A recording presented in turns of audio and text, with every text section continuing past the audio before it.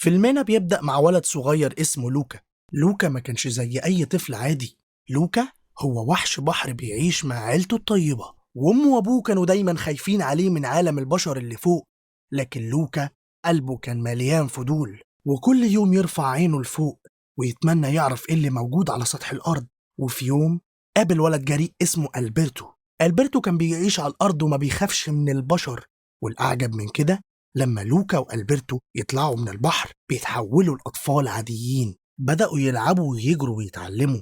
وكان عندهم حلم كبير إنهم يشتروا فيسبا علشان يسافروا بيه بعيد ويشوفوا ويستكشفوا العالم. وفي قرية ساحلية جميلة اسمها بورتروسو اتعرفوا هناك على بنت شجاعة وذكية اسمها جوليا. جوليا أصبحت صديقتهم ودعتهم يدخلوا سباق المدينة للسباحة وأكل المكرونة وركوب الدراجات. لكن في السباق ده كان في ولد متنمر اسمه إيركولي، دايما بيضحك على غيره ويظن بأنه هو الأفضل على طول. لوكا وألبرتو خافوا إن الناس يكشفوا سرهم بأنهم وحوش بحر، لكن حاولوا يتماسكوا ويكونوا شجعان.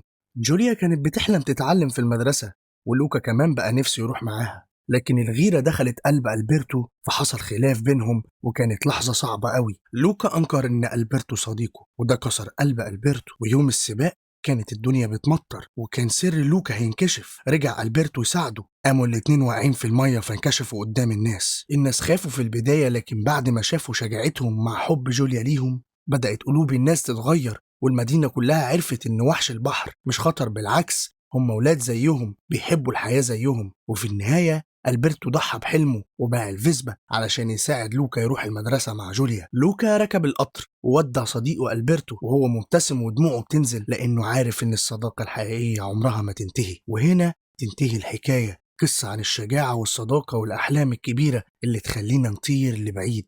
لو وصلت معايا لحد هنا اوعى تنسى الاشتراك واللايك بتاعك على الفيديو وفعل زر الجرس عشان يوصلك كل جديد، واقترح علينا في الكومنتات أفلام عشان نبدأ نلخصها.